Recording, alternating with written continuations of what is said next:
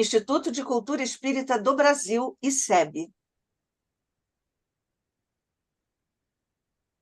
Nós estamos dando início a mais um encontro fraterno de estudos aprofundados do Espiritismo, porque foi com esse objetivo que o nosso querido Deolindo Amorim concebeu e efetivamente fundou o Instituto de Cultura Espírita do Brasil, que tem também em Jorge Andréa o seu presidente de honra, além de nós todos agora estarmos juntos celebrando todos os nossos demais cofundadores e todos os expositores que trouxeram o ICEB até aqui.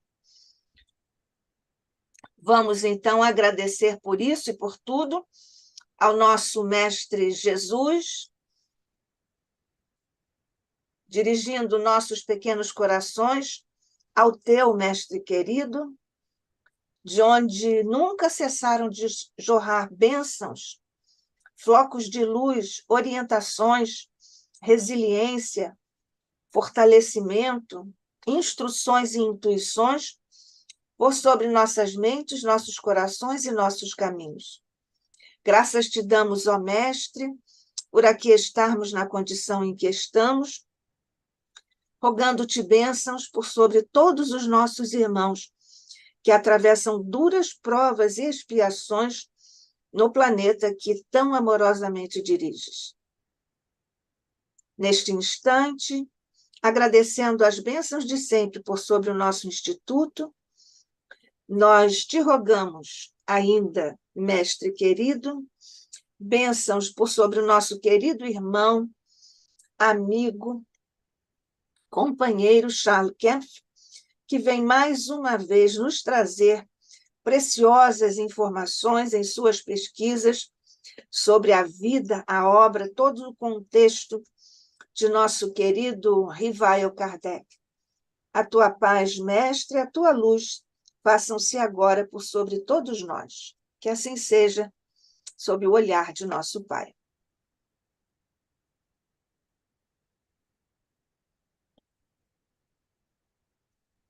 Então, dando prosseguimento ao nosso estudo, nós recebemos mais uma vez, para a nossa alegria, a alegria de todo o ICEB, Charles Kempf, que é nosso expositor de hoje, engenheiro formado na École Nationale Supérieure des Mines de Paris, está aposentado, é espírita desde 1986, trabalhador no movimento espírita francês desde 1991 e internacional desde 1994.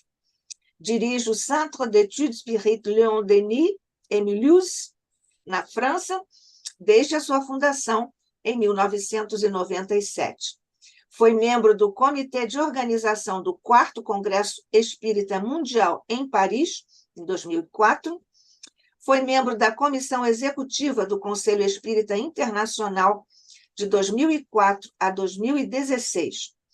Secretário-geral do Conselho Espírita Internacional de 2012 a 2016 e responsável pela coordenadoria da Europa do Conselho Espírita Internacional de 2007 a 2018. Membro do Movimento Espírita Francófono desde 2014, membro do Comitê de Redação da Revue Espírita, membro do Grupo de Trabalho da Enciclopédia Espírita, ex-presidente da Federação Espírita Francesa de 2018 a 2022, pesquisador sobre a história do Espiritismo e Allan Kardec. Estamos todos ansiosos, Charles, todos nós e os nossos queridos companheiros que têm registrado um apreço, uma admiração e uma gratidão pela sua imensa colaboração nessas pesquisas. Então, muito obrigada outra vez, somos todos ouvidos, Charles. Bom dia, Nádia. Muito obrigado pelo convite, muito obrigado pela oportunidade do Instituto de Cultura Espírita do Brasil, né, para compartilhar esses pensamentos, essas reflexões, né, esses documentos, esses achados sobre o nosso querido codificador, né?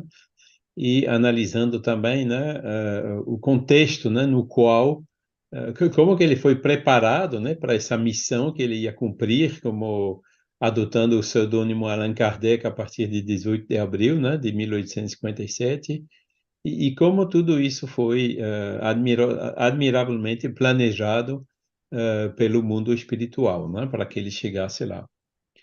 Então, no mês passado, eu vou compartilhar os slides aqui. Deixa eu ver se né?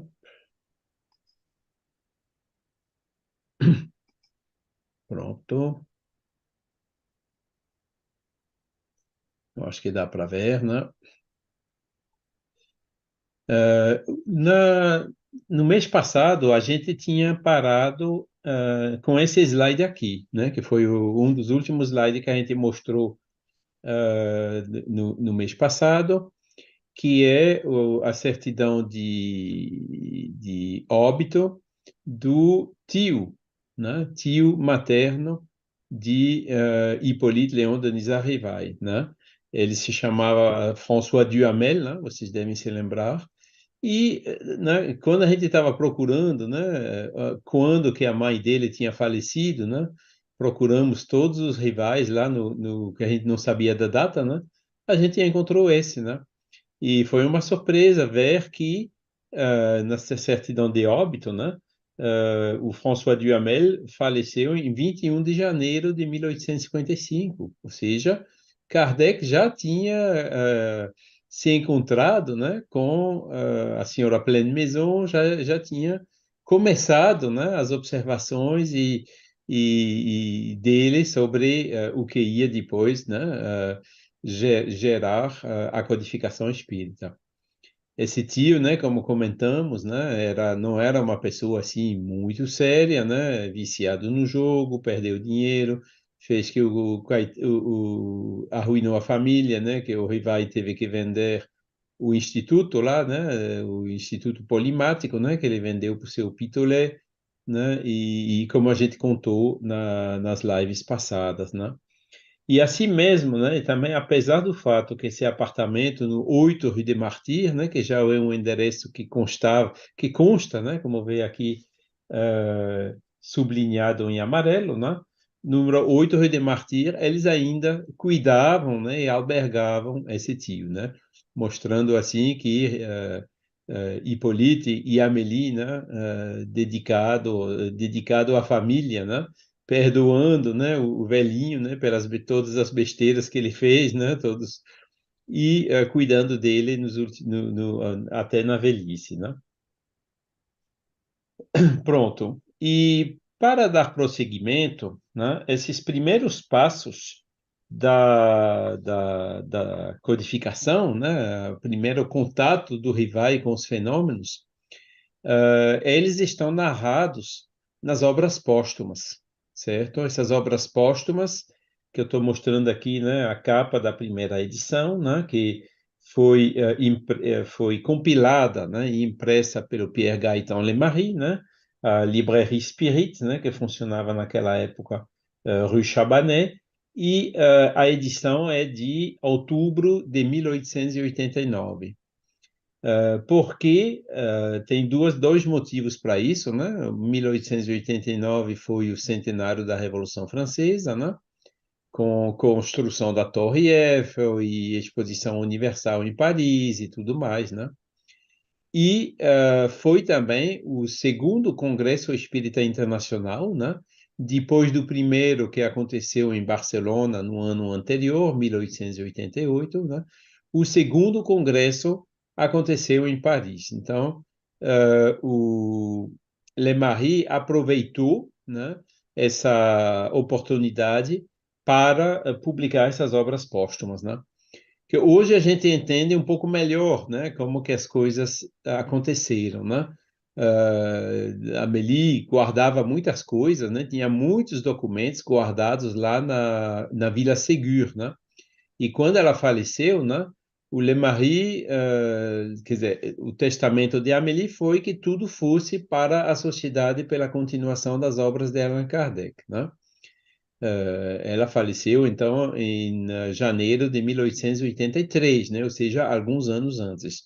E foi, então, ali que o Lemarie foi, com outros cidadãos, né, ver tudo que tinha naquela casa, né? Tudo que eles tinham herdado, né? Inclusive, foi ali que encontraram esse monte de documentos e de arquivos, né? Que, né, deveriam ter sido cuidadosamente guardados, né?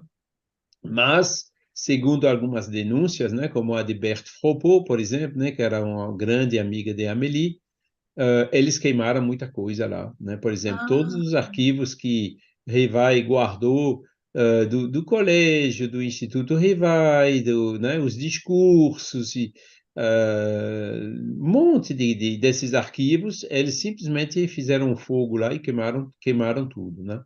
Agora, os arquivos, as notas, os papéis, os documentos de Kardec, esses sim eles guardaram, né? Guardaram e levaram então, né, para o endereço, né, que era da Livraria Espírita que vocês veem aqui, Rue Chabanais, né? Mudou duas, três vezes de endereço, né? Alguns anos depois passou para o 42 Rue Saint-Jacques em Paris. Então, Le Marie retinha realmente a integralidade dos arquivos de Kardec. E, olhando naqueles arquivos, ele encontrou vários documentos, né? Artigos que não foram publicados ainda, né? Quer dizer, foram publicados, alguns deles, já nas revistas espíritas, nos primeiros anos depois de Kardec, né? Quando você vê as obras póstumas, né? Tem duas partes. A primeira parte são os artigos que Kardec não tinha publicado. Inclusive, dentro daqueles artigos, tem um ou dois que são problemáticos, né? Por exemplo, aquele famoso da teoria da beleza, né? E isso sempre é um problema, né, nas obras póstumas, se Kardec não tinha publicado aquele texto, porque aquele texto ainda não estava pronto, né? Ele ainda pensava revisar ou ele ainda pensava receber mais confirmações dos espíritos antes de publicá-los, né? Mas, bom, Alain-Marie veio, né? Ele foi o legatário universal de tudo isso, né? E a lei francesa permite, então, né, ele publicar esses artigos, né? E outros manuscritos que o codificador e a Amélie deixaram, né? E é na segunda parte das obras póstumas, né, que era um texto que Kardec tinha começado a preparar, né, para escrever um dia a história do Espiritismo, certo? Então, dentro daquela pasta que tinha esses documentos, né, foi que ele pegou as informações e publicou os textos que Kardec tinha começado a redigir, né? Mas, infelizmente, ele não terminou, né? Porque ele estava lá em 1869, né? Ainda no meio da mudança, né? Organizando a livraria na Rue de Lille, né? Que foi o primeiro endereço, para libertar o local Passage Sainte-Anne, né? Cujo aluguel vencia no dia que ele faleceu, né, 31 de março de 1869, né, ele indo para a Vila Ségur, morar lá com Amélie, e tudo que era livraria, revista espírita, ia para Rue de Lille, né? E ele, com certeza, né, o Hippolyte planejava terminar de escrever essa história, uma vez lá na Vila Ségur, né, com mais tempo, né, já não tendo mais aquela carga de atender as entregas para os distribuidores, os livreiros, né, os pedidos da revista, impressão, papel e tudo mais, né? Quer dizer, a espiritualidade considerou que a missão dele estava cumprida, né? E, né, mission accomplie, que a gente diz em francês, né? Chamaram ele de volta para o mundo espiritual. Agora, quando a gente analisa essa segunda parte, é realmente as fontes, né, de informações que vêm do próprio Kardec, que são as mais confiáveis que a gente tem até hoje, né? A gente vai ver vários exemplos disso, né? Um, Agora, todos esses manuscritos que serviram para publicar as obras póstumas, né?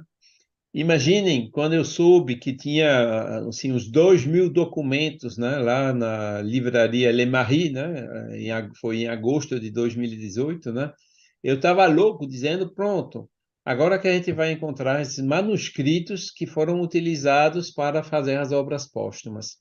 Infelizmente, não estava lá, né? Só foi depois de um tempo, né, quando dentro dos 2.000 achei um, que é esse que eu cito aqui, né?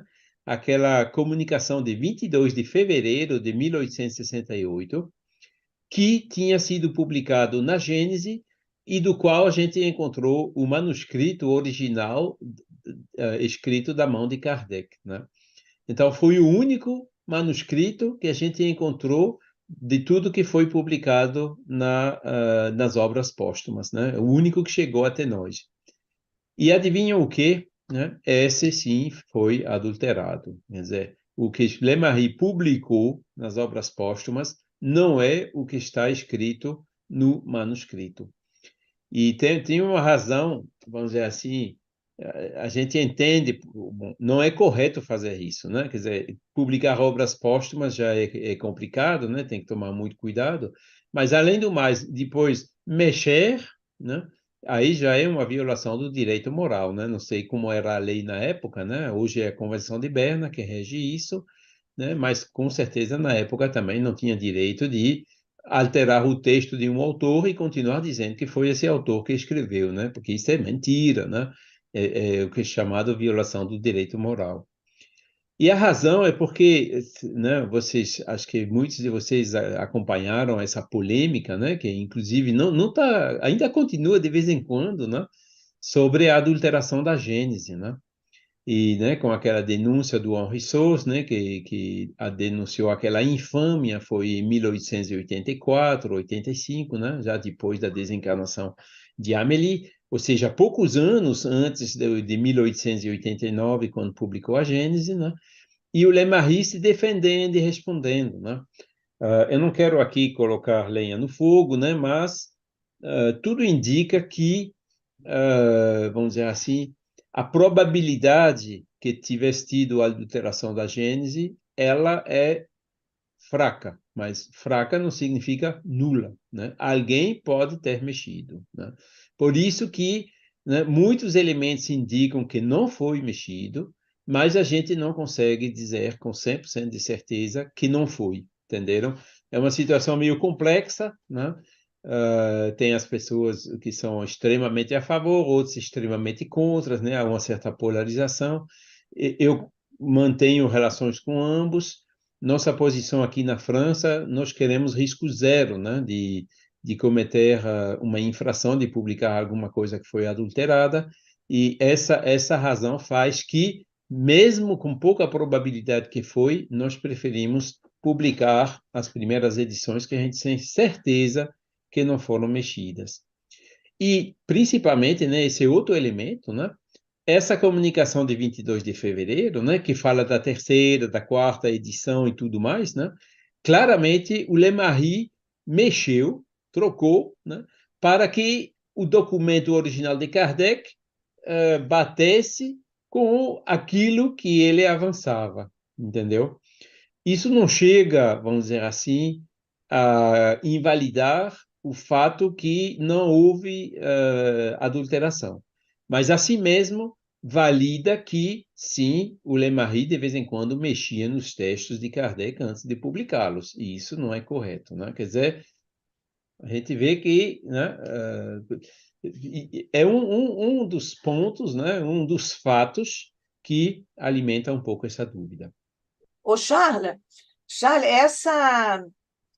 essa questão também movimenta aqui no Brasil, e você acabou de declarar que na França vocês preferem as primeiras edições de A Gênese Isso. feitas com Kardec.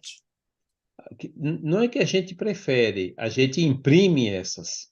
Aham. Porque essas sim, está lá na Biblioteca Nacional da França, entraram lá do vivo de Kardec. Não sei se tem a assinatura dele no livro, mas a gente tem, daquilo sim, com esse depósito legal, a gente tem certeza que ninguém mexeu, certo?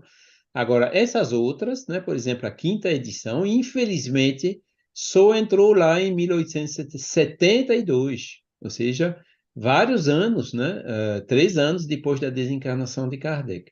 E o Céu e o Inferno, quarta edição, né, revisada, também só entrou lá, parece que foi final de junho ou início de julho de 1869, ou seja, 3 meses depois da desencarnação de Kardec.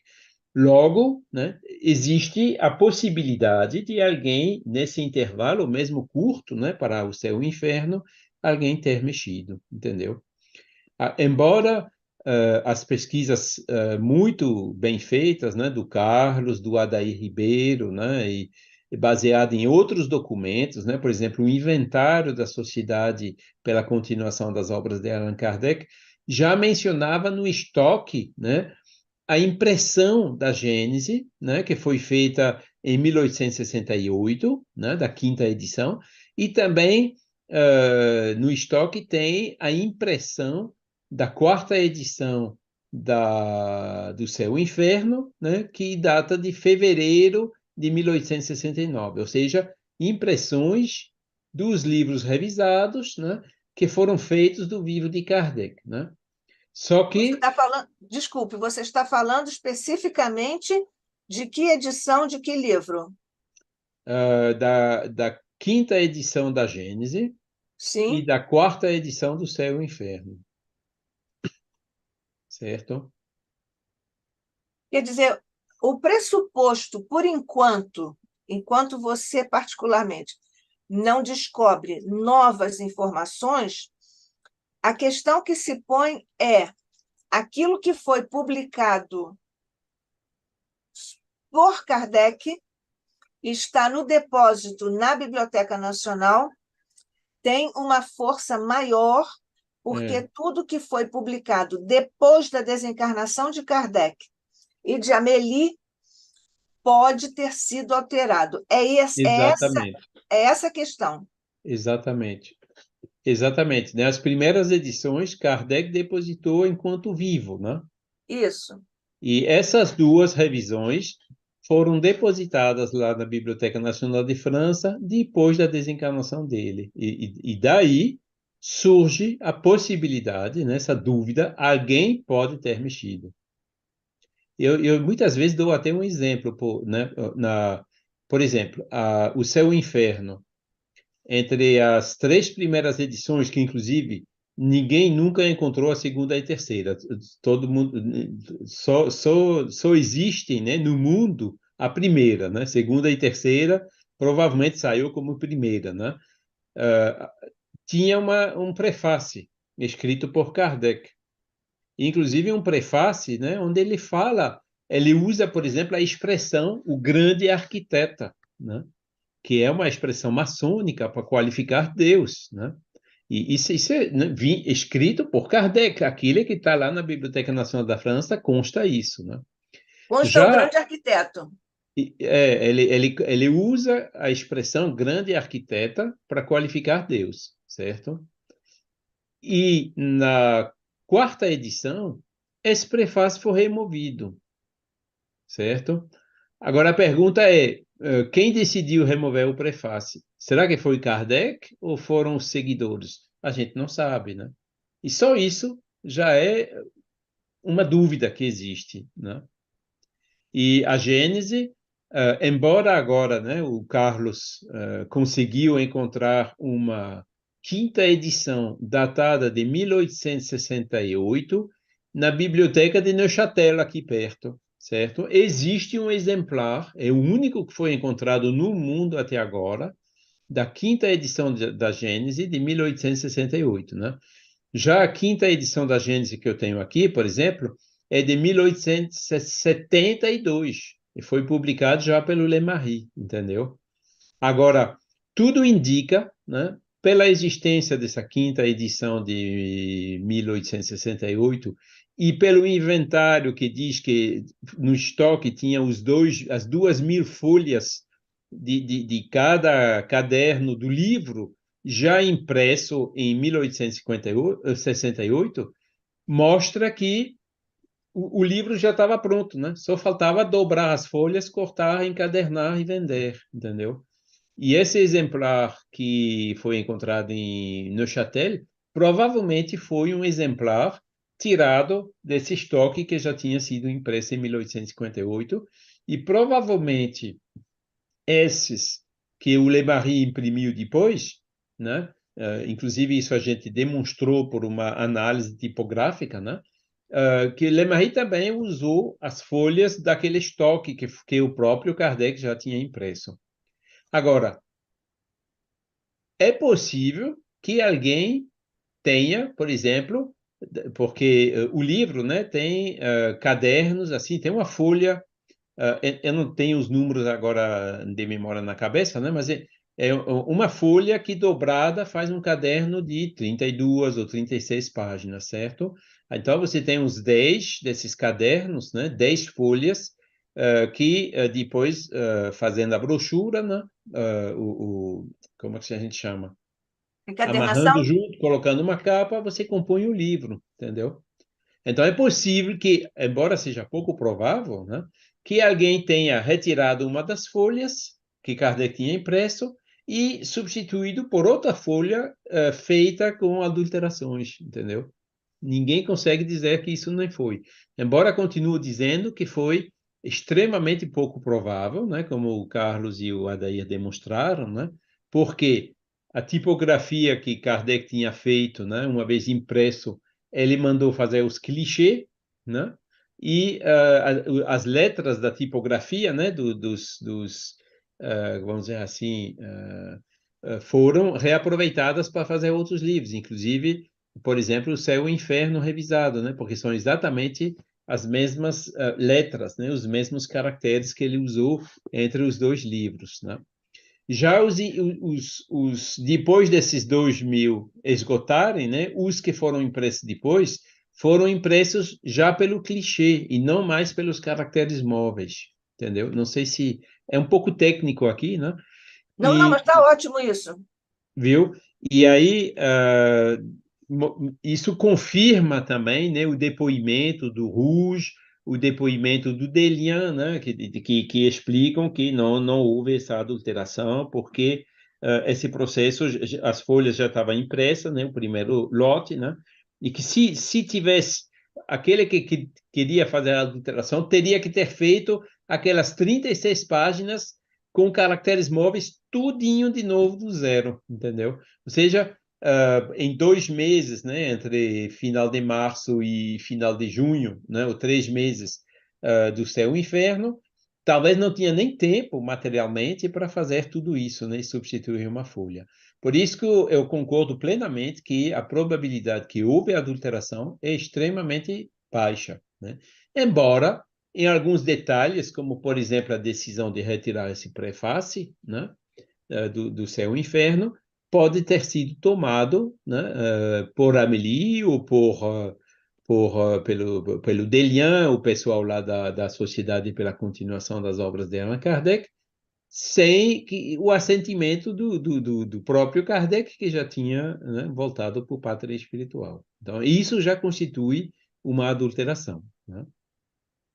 Então, O seu feeling, ô Charla, com relação a quem tenha feito isso, se a Meli autorizou a retirada do prefácio, possivelmente por causa da expressão grande arquiteto, você acha o seu feeling recai sobre quem?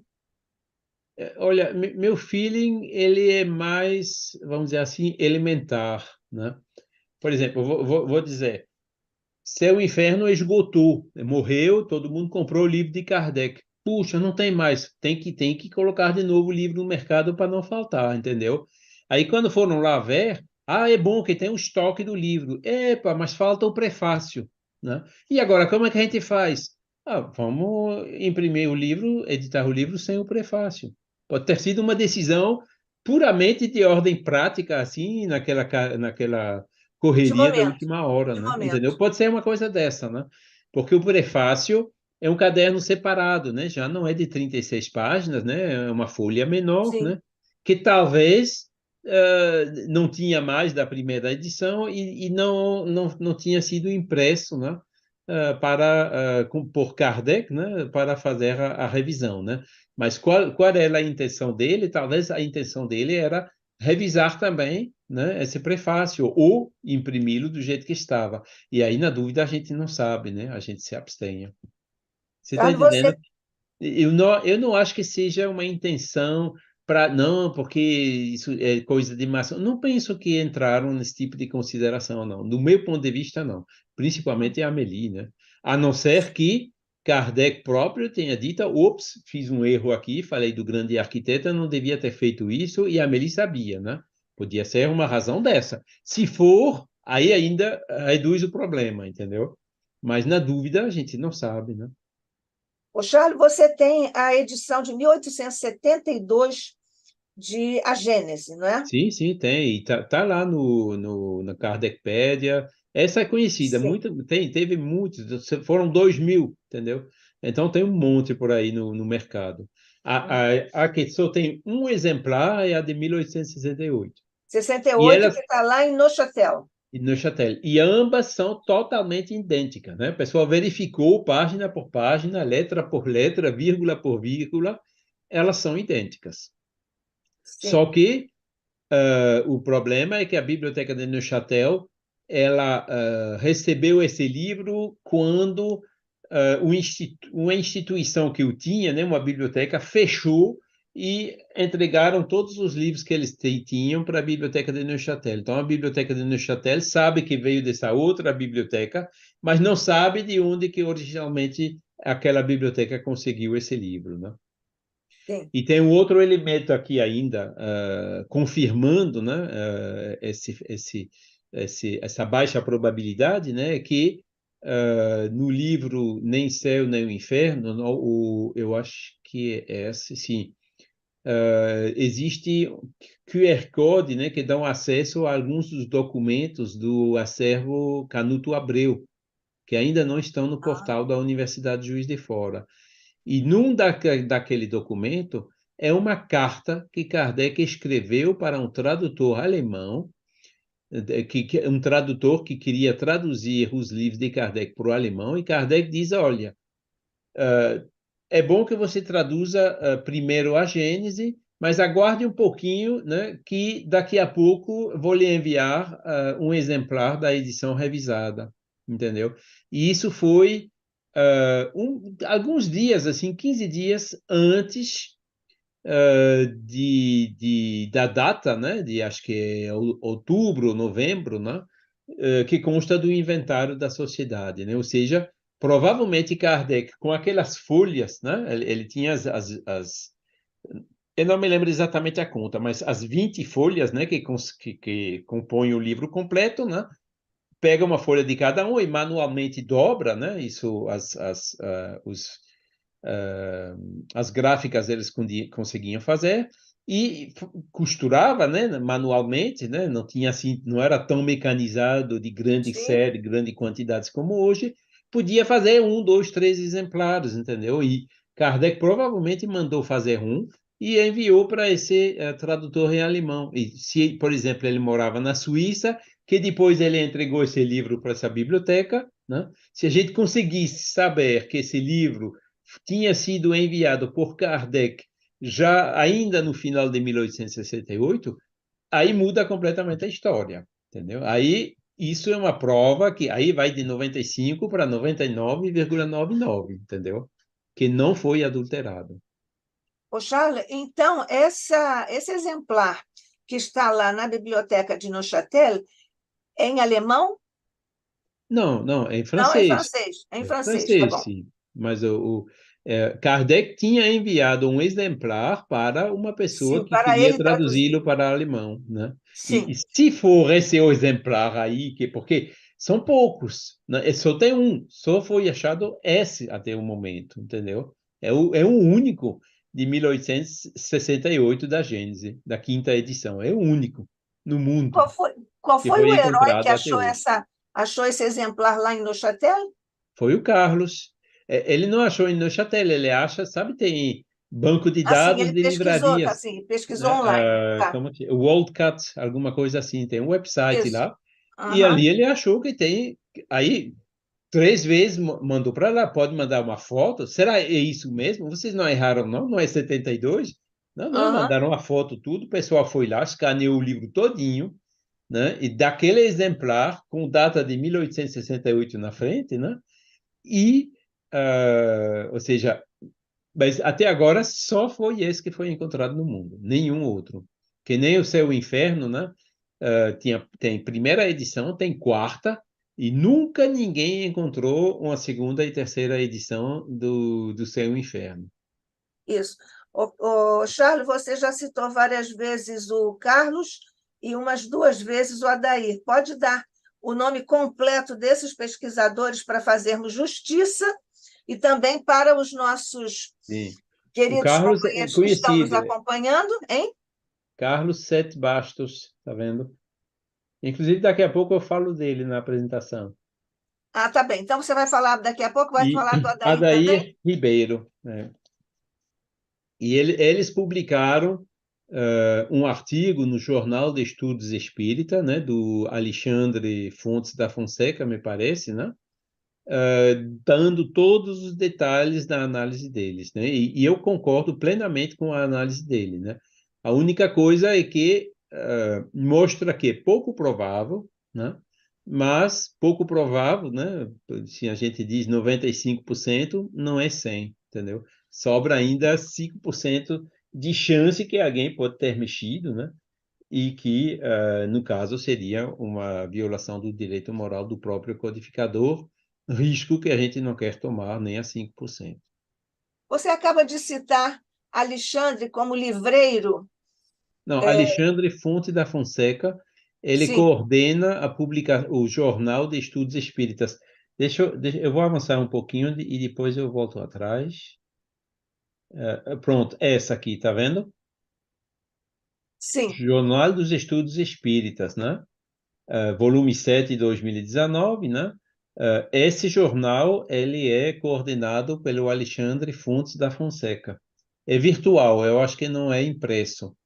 E esse artigo que eu estou mostrando aqui à direita você tem um livro, né, do Carlos que eu acabei de mostrar, né, a capa dele.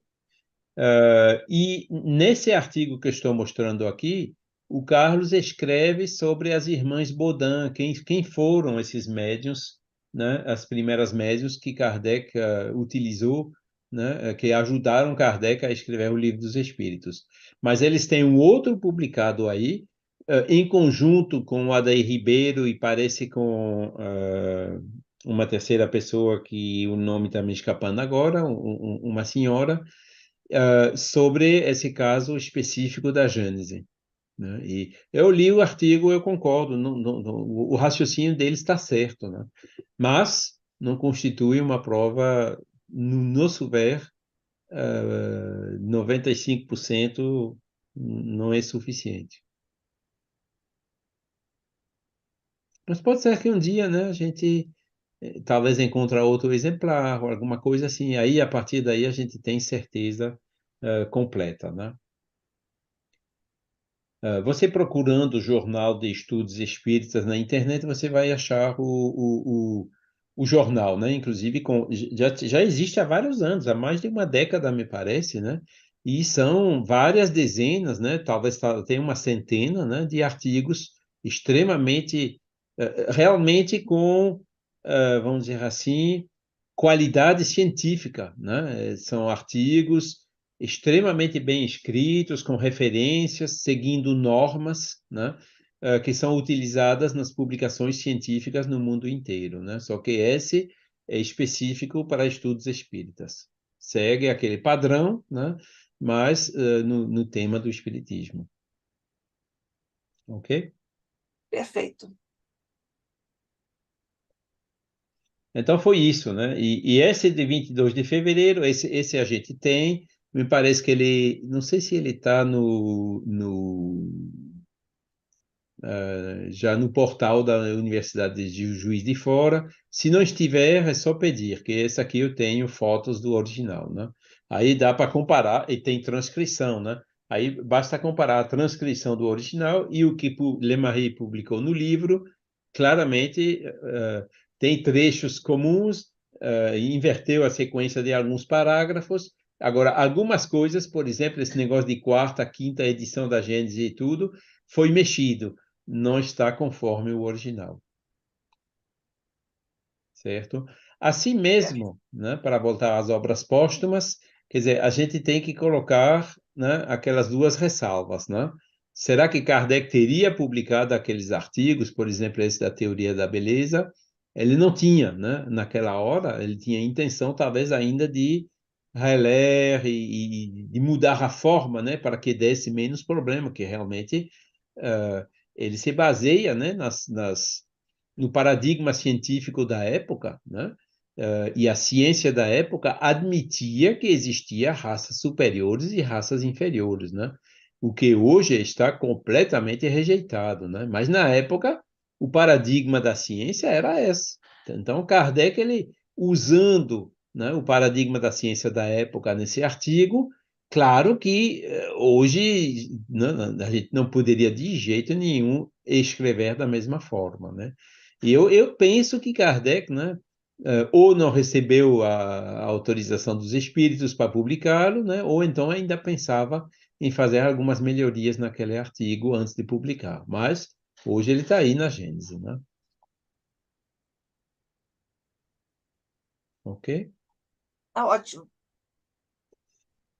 Uh, mas os outros artigos, inclusive esses que a gente vai citar a partir de agora, né, mostrando bem como foram os primeiros passos de Kardec, ali eu não tem. Esse aqui tinha alguma razão. A gente entende por que o Lemarie mexeu, embora não devia ter mexido. Mas a gente entende, né? Aquela polêmica ainda estava quente aqui na França, né?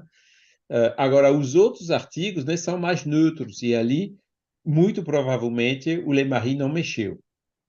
Tanto é que todos esses relatos, né, que o próprio Kardec descreve dos primeiros passos, todas as pesquisas que foram feitas, inclusive essas do Carlos nesse livro que eu estou mostrando, mostraram que o que está escrito aqui está certo, né?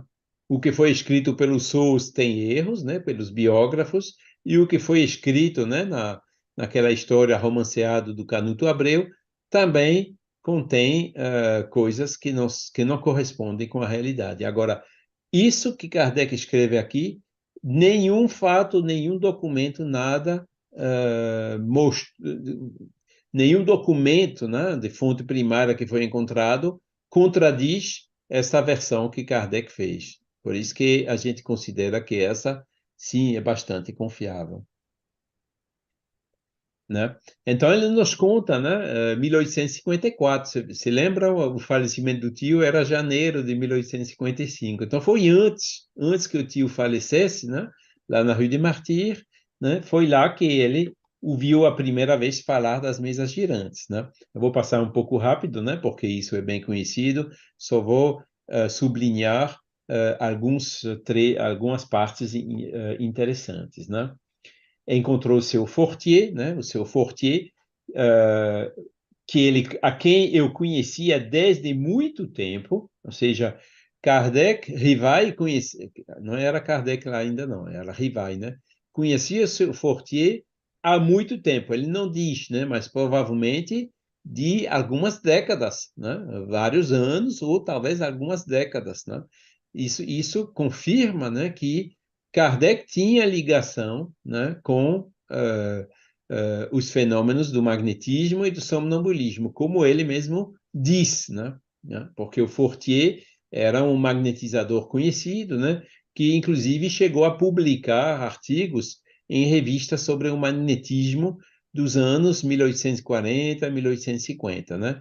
Enquanto que a verificação, né, feita como é o nome dele, o Vanderlei, né, do autor dos Espíritas Clássicos, né, o Vanderlei, que trabalha lá também no CCDPE, ele olhou todas as revistas do magnetismo na França do período Rivai e não achou nenhuma menção do Rivai, menos uma que a gente vai mostrar também um pouco à frente. Ou seja, Rivai conhecia, mas não participava de maneira ativa como participou esse senhor Fortier. E esse senhor Fortier diz, tem uma nova singular propriedade que se acaba de descobrir do magnetismo, ou seja, eles conversavam de magnetismo na hora que o Fortier disse isso a ele, né? Parece que já não somente as pessoas que se podem magnetizar, mas também as mesas, conseguindo-se que elas girem e caminham à vontade, né? Aí o Rivai, ouvindo isso, né, reagiu, com efeito muito singular, mas a rigor isso não me parece radicalmente impossível, né? O fluido magnético, que é uma espécie de eletricidade, pode perfeitamente atuar sobre os corpos inertes e fazer que eles se movam, né? Ou seja, ele não via o fenômeno como impossível, né? Que a gente sabe, por exemplo, né, uma grande descarga elétrica, né, com um raio, por exemplo, que cai numa casa, né, pode destruir a chaminé, pode tocar fogo na casa, né? Quer dizer, tem uma ação física e mecânica na matéria, né? E é por isso que Kardec dizia, não, pode ser que realmente, né, magnetizando um objeto, ele também consegue ter uma atuação mecânica sobre ele, né? Mas ficou por isso, né, em 1854. E algum tempo depois, ainda no ano 1854, encontrou-se novamente com o Sr. Fortier. Aqui eu abro um pequeno parêntese, né? Kardec morava naquela época já no 8 Rue de Martyr. E o que foi descoberto recentemente é que no térreo, no prédio de frente, né, lá do 8 Rue de Martyr, né, que Kardec, para Rivai, para chegar no apartamento dele, tinha que passar o corredor, depois passar um pátio interno, e depois, no fundo, tinha um outro prédio onde subia, que o apartamento dele era segundo andar, lá atrás, do prédio de trás. E no prédio da frente, no térreo, funcionava uma farmácia, né, de um farmacêutico bem conhecido, que que também tinha contatos com magnetismo e, inclusive, tinha algumas reuniões ou conferências, né, dos magnetizadores naquele local da farmácia, né? Ou seja, Kardec todo dia passava, aliás, Kardec não, desculpe, sempre tenho que me corrigir, Rivai, né, e Amélie quase todo dia passavam na frente daquela farmácia, né, onde vinham bastante magnetizadores, né? Então, é outro elemento que faz que, né, ele encontrou o Fortier pelo menos duas vezes naquele ano de 1854.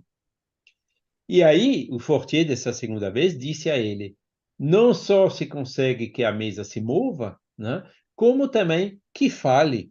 Interrogada, ela responde. E aí foi a reação do Rivai. Isto agora é outra história, né? Outra questão, né? Só acreditarei quando o vir e quando me provarem que uma mesa tem cérebro para pensar, nervos para sentir e que possa tornar-se sonâmbula, né? Até lá, permita que eu não veja, no caso, mais do que um conto para fazer nós dormir em pé, né? Conto para boi dormir, como vocês dizem no Brasil, né? Pronto. Então, ali ele diz, né, o magnetismo é uma coisa mecânica, né, que é um relâmpago e tal, né? Mas não tem é um fenômeno seguindo leis conhecidas hoje, né, menos conhecidas na época. Agora, fazendo perguntas e respondendo, aí ele já não admitia, né? Ele disse, não, é um efeito inteligente, tem que ter uma causa inteligente. E o magnetismo não sendo inteligente não pode fazer esse tipo de resposta, né? Então ele diz, eu só acredito vendo, né? E pronto, né? Ficou por isso ainda em 1854. Aí virou o ano, né? Faleceu o tio, né? Sepultaram o tio lá no cemitério de Montmartre. E em começo de 1855 foi que o Rivai encontrou o Carlotti, né? É amigo de 25 anos, que também era magnetizador. Aqui ele diz, né, 25 anos, quer dizer, isso, né, Rivai tinha 50 anos naquela época, né? Ou seja, ele conheceu Kardec desde jovem, né? Desde pouco tempo depois de ele chegar em Paris, né? 1855 menos 25 dá 1830, e ele chegou em Paris em 1822, né? Ele já tinha, ele não estava ainda nem casado, nem na Rue de Sèvres, né? Ainda funcionava na Rue de Vaugirard naquele ano. Então ele conhecia o Carlotti daquela época já, né? E aí ele falou desse mesmo fenômeno que o Fortier falou durante cerca de 1 hora, né? Quer dizer, consagrou tempo, né? Com o entusiasmo que consagrava todas as ideias novas, né? Ele era um curso, né? Curso fica perto da Itália, né? As pessoas que falam com as mãos, né? Colocando muita ênfase em tudo que falam, né? Aí fez que o Rivai ficou até mais suspeitando, né? Que isso era, né? Pronto, né? Temperamento ardoroso e enérgico, e eu sempre lhes apreciara a qualidade que distingue uma grande e bela alma. Porém, desconfiava da sua exaltação, né? Uma pessoa que te conta alguma coisa que já com muita exaltação, né? Não ajuda, né? Ao contrário, a gente fica, opa, o que foi? Pirou, né? Ou aconteceu alguma coisa com ele ou com ela, né? E foi exatamente o que a reação de Kardec, né? E mais o seu Carlotti falou a ele, né? Foi o primeiro que falou a Kardec, do Fortier não tinha falado, que são espíritos que ficam mexendo com a mesa, né? E contou tantas coisas surpreendentes, né, dos fenômenos que acontecia, que longe de me convencer, aumentou minhas dúvidas, né? Quer dizer, entusiasmo demais acaba gerando mais dúvidas em vez de convencer, né? E vamos ver agora o, o oposto, né? As pessoas que falam com menos entusiasmo fizeram muito mais efeito, né? Isso foi, ele data aqui de maio, né? A sonâmbula senhora Roger, em companhia do senhor Fortier, né? As sonâmbulas naquela época sempre tinham o magnetizador, né? Porque o sonambulismo não era natural, né? O magnetizador precisava, né, magnetizá-las para elas caírem nesse estado de sonambulismo, né? E lá você vê, então ele frequentava, né? Rivai frequentava casas de sonâmbulas, certo? E a gente tem nas cartas, né? Eu mostrei uma das cartas numa das últimas lives, né? Que ele fala daquela sonâmbula Mariette, se lembram? Quando a menina estava doente, ela disse, ele escreveu para a menina, ó, corta uma mecha de cabelo, coloca na carta que eu irei ver Mariette, para ver o que, né, pela psicometria sonâmbula, né, para dizer o que fazer. Então, Rivai frequentava, né, sonâmbulas, né, para problemas de saúde dele, de Amélie, da menina, ou até para tomar decisões, né, quando ele foi lá atrás da herança da tia paterna dele, né, em Lyon, ele também cortou, né, uma pessoa extremamente ligada com aquele assunto da herança, né, deixou um bilhete para Kardec, para Rivai, desculpe, e Rivai cortou um pedaço desse papel, colocou no envelope da carta que enviou para Amélie, ó, pega esse papel e leva para a sonâmbula para ver o que ela diz, se ela tem algum palpite, né? É o que a gente conhece hoje, né, da psicometria, né, que né, a sonâmbula tem essa faculdade de se colocar em ligação, né, com a pessoa que impregnou, né, seu magnetismo, seus fluidos naquele objeto, né, e depois consegue falar e dar alguns conselhos, etc., né? Então, de tudo isso, Rivai estava convencido há muito tempo atrás, já na década de 1840. E aqui a gente vê que, mesmo nessa década de 1850, ele também continuava frequentando, né, esse ambiente, esse meio do magnetismo e do sonambulismo, certo?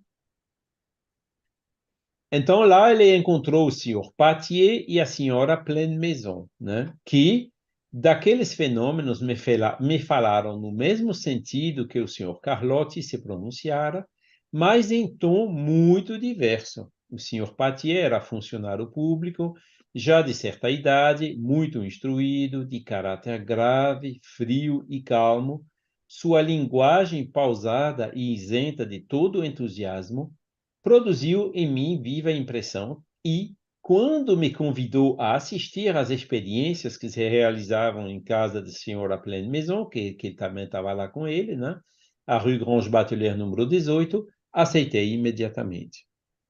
Então, aqui realmente aconteceu alguma coisa, né?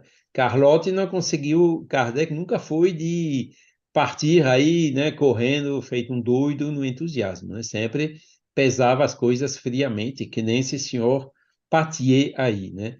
E isso realmente o tocou, certo? E aí é outra coisa, né? Porque Rivai, ele veio aqui se encarnar com uma missão, né? Essa missão, né, como a gente sabe, foi preparada, planejada já no mundo espiritual, antes que ele se reencarnasse, né? Mesmo que ele não tenha essa lembrança no consciente dele como Rivai, né, como Hippolyte Rivai, isso já estava sendo planejado do lado de lá e ele tinha isso de uma certa maneira no subconsciente dele, né? E é aí, né, que nessas horas, né, quando aconteceu isso, né, veio como se fosse um instinto dele, né, para pronto, chegou a hora, agora tem que ir, né? O Fortier ele disse só quando vir é que vou me convencer, né? O outro falou um pouco de maneira louca, né, que opa, não vou nessa, não vou nessa não. E depois veio o outro, né, falando mais com calma, disse, pronto, agora eu vou, né?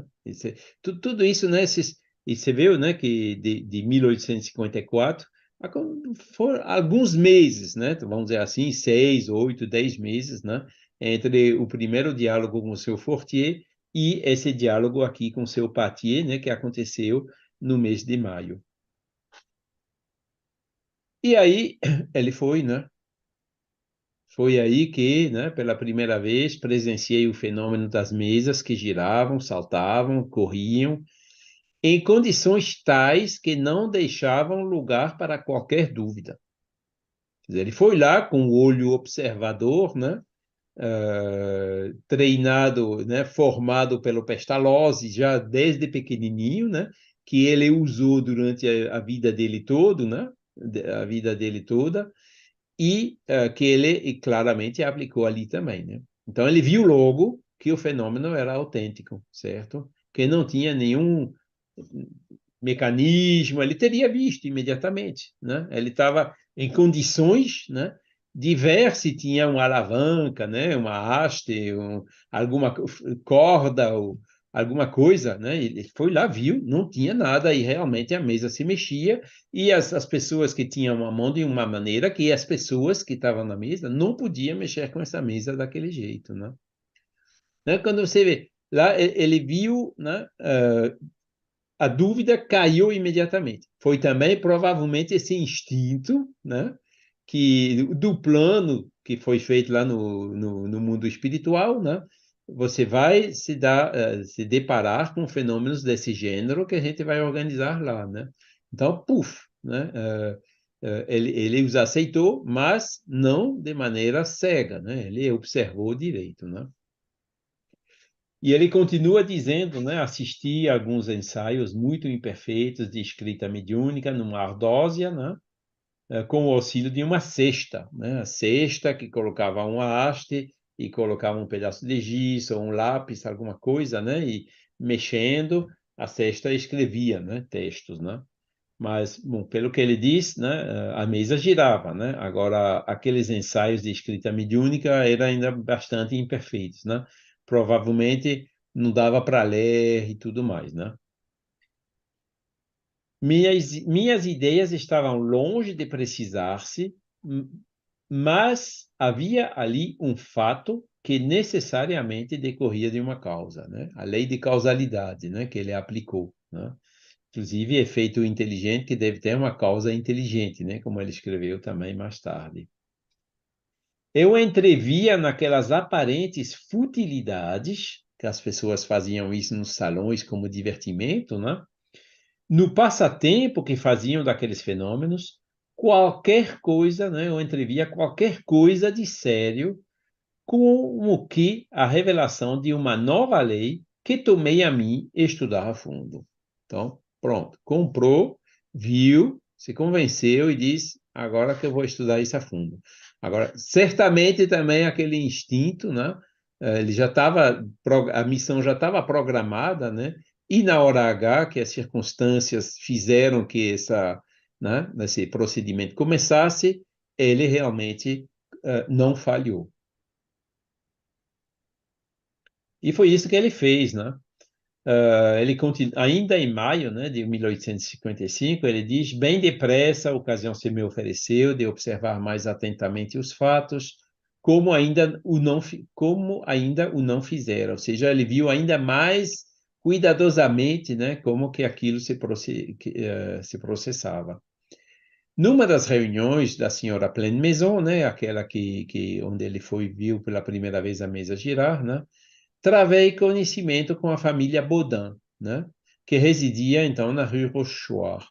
E o senhor Baudin me convidou para assistir às sessões hebdomadárias, né, que se realizavam em sua casa e às quais me tornei, desde logo, muito assíduo. Ou seja, toda semana ele ia lá, né, assistir aquelas reuniões com o senhor Baudin, né? Ele multiplicava as observações, né? Não se contentou de ver só na casa de Pleine Maison, também foi ver na casa de Baudin, certo?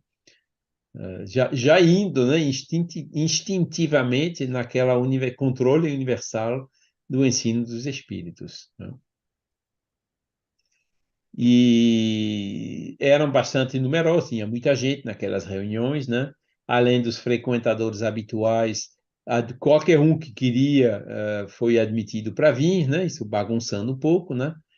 Os médiuns eram as duas senhoritas Baudin, que escreviam numa ardósia com o auxílio de uma cesta chamada carrapeta e que se encontra descrita em um livro dos médiuns. Este processo, que exige o concurso de duas pessoas, exclui toda a possibilidade de intromissão das ideias do médium. Aí tive o ensejo de ver comunicações contínuas e respostas a perguntas formuladas, às vezes até a perguntas mentais, que acusavam, de modo evidente, a intervenção de uma inteligência estranha, né? Efeito inteligente, que deve ter uma coisa inteligente, né? A gente vê, né, como que ele foi lá passo a passo, né? Naquelas poucas semanas, né, bem ativas.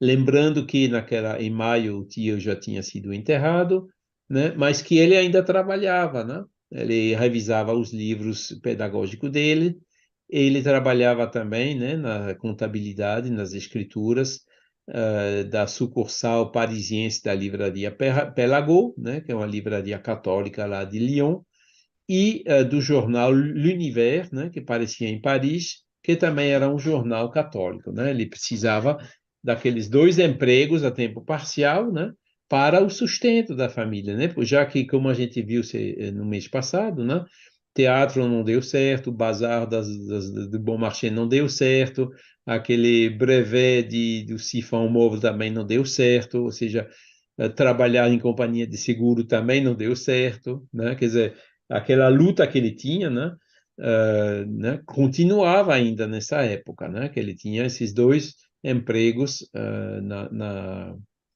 naquelas livrarias católicas, né? Então ele consagrava o tempo livre dele, né, para investigar de maneira mais aprofundada esses fenômenos. E ali, então, ele viu, né, a inteligência estranha intervindo nos fenômenos. Então, como já se viu, né, eram geralmente frívolos os assuntos tratados, né, quer dizer, foram perguntas bestas, vamos dizer assim, né, respostas também com a mesma frivolidade, coisas respeitando a vida material, ao futuro, né, de coisas que nada tinham de realmente sério, né? A curiosidade e o divertimento eram os móveis capitais de todos. Mesmo assim, num ambiente de curiosidade e frivolidade, né?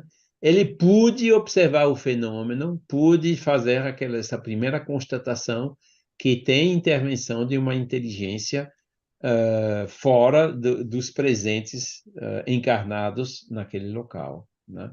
Então, mesmo de coisas frívolas, ele soube tirar um ensino sério. E ele continua dizendo, ainda em 1855, né, que foi nessas reuniões que da casa de seu Baudin, que ele começou os seus estudos sérios de espiritismos, menos ainda por revelações do que por observações.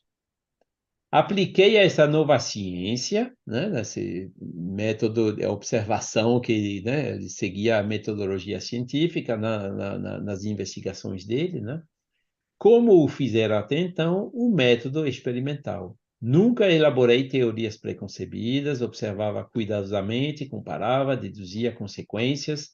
Dos efeitos, procurava remontar as causas, por dedução e pelo encadeamento lógico dos fatos, não admitindo por válida uma explicação, senão quando resolvia todas as dificuldades da questão. Ou seja, procedimento bem rigoroso, né? Embora num ambiente um pouco frívolo, né?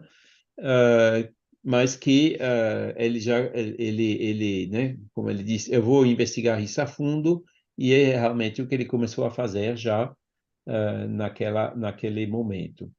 Foi assim que procedi sempre em meus trabalhos anteriores, desde a idade de 15 a 16 anos. Então, aqui novamente tem uma referência. Quando ele tinha 15 anos, 1804 era 1819, né? 16 anos era 1820. Aonde que ele estava? A gente viu, né, os documentos lá né, dos arquivos de Canton de Vaud, na Suíça, né, mostrando que quando ele tinha 15 a 16 anos, ele aí morava lá em Verdun e estudava no Instituto de Pestalozzi, né? Ou seja, aqui ele claramente diz, né, que essa maneira de proceder, né, rigorosa e tudo, vinha também, né, lá desse ensino que ele recebeu lá em Pestalozzi, já nos últimos anos, né? Inclusive quando ele mesmo colaborava, né, para o ensino aos alunos mais jovens, né, como nos dizem os biógrafos. Somente para situar no tempo, né, de como de onde que ele tirou tudo isso, né? E realmente o Pestalozzi, né, o método de ensino dele era justamente nesse sentido, né? Levava os alunos para a natureza, a observar os fenômenos e ajudá-los a deduzirem por eles mesmos as leis que regiam os fenômenos, né? Em vez de dizer, é assim, vocês decoram e pronto, né? Então, aqui que a gente vê, né, que como essa educação que ele recebeu lá com Pestalozzi, foi útil, né, providencial, né, para essa fase inicial de observação que ele fez nos primeiros fenômenos que ele observou. Não estou vendo mais Nádia, acho que talvez ela teve uma interrupção, mas provavelmente vai voltar. Não, e ali também ele compreendeu, né, a gravidade da exploração que ia empreender, né? Percebi naqueles fenômenos a chave do problema tão obscuro e tão controvertido do passado e do futuro da humanidade. Quem somos, de onde vimos e para onde vamos, né? São essas questões existenciais, né, que até a doutrina espírita eram, né, controvertidos, né? E ali, né, ele via, né, essas inteligências, né, sendo espíritos de pessoas que viveram aqui na Terra como nós, uma evidência, né, de que a alma sobrevive, né, que ela consegue, inclusive, né, se relacionar conosco encarnados pelo meio da mediunidade, né? Então, você viu que ele não ficou, se a gente vê hoje os parapsicólogos, não, eles vão colocar dinamômetro, eles vão medir a força, os deslocamentos, ainda não tenho certeza que a mesa realmente mexe, né? Kardec, Rivai não, ele viu que era autêntico logo no início, né? Mas ele não ficou no fenômeno. Aí a gente vê que ele já no primeiro ano, né, nem um ano que ele estava observando o fenômeno, ele já ia para essas consequências filosóficas, né, essas consequências existenciais. Ele nunca ficou se limitando simplesmente no fenômeno, embora o fenômeno foi que ajudou, né, a encontrar respostas para essas perguntas fundamentais, né? A solução que eu procurava em toda a minha vida, né? Quer dizer, ele realmente se fez essas perguntas existenciais na vida toda, né? A mãe faleceu, para onde que ela foi, né? A pequena Luiz faleceu, para onde que ela foi, né? Claro, ele passou por todas essas provações, né? Era, em suma, toda uma revolução nas ideias e nas crenças. Fazia-se mister, portanto, andar com maior circunspecção e não levianamente, né? Ele percebeu a gravidade, né? Como ele diz no início aqui, gravidade dessa exploração, né? Ser positivista, do positivismo de Auguste Comte, né? Que estava vivo ainda naquele ano, né? O positivismo, né? E não idealista, né? Aquela filosofia do idealismo, né? De só fazer raciocínios baseados na teoria, né? Não, ali ele baseava os raciocínios nos fenômenos e nos fatos que ele observava, né? Para não me deixar iludir, né? Então, é incrível, né? Ele escreve isso, né? A gente viu tudo que ele passou na vida dele, né? Que acabou levando ele até essas reações, né? Esses comportamentos na hora H, né? Na hora que a missão dele realmente começou. Quando a gente relê, né, baseado na história toda que a gente viu, né, aí que a gente entende melhor. Por que que o brevet não funcionou? Por que que aquele bazar de Bon Marché não funcionou? Porque não era a missão dele era essa aqui, né? E realmente Charles, ele a Charles, comprou, né? interessante, desculpe, À vontade. é interessante nós aqui observarmos que ele próprio se declara positivista. Isto, É interessante porque nós sabemos que ele foi criado, foi e respirou sempre num ambiente do positivismo de Comte, né? isso. É. Mas alimentou-se daquelas claridades pestalozzianas lá em Yverdon. As pessoas assim que trabalham mais rapidamente sobre os conceitos podem julgar e até resistir ao fato de que Kardec tinha essa formação positivista, porque acreditam que o positivismo é ateu, não é? E não é, ele é agnóstico, Certo.